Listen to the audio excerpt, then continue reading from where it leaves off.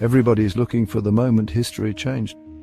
What if I told you it was a beep from space? On October 4th, 1957, the Soviet Union launched Sputnik 1, the first human-made object to orbit Earth.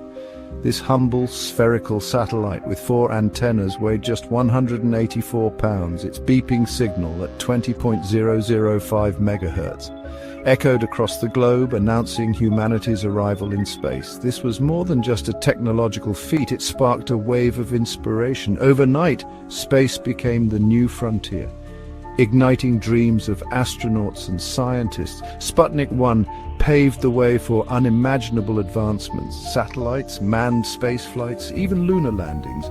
So next time you gaze at the stars, remember Sputnik 1, that simple beep was our first step into the cosmos. Like and subscribe for more cosmic adventures.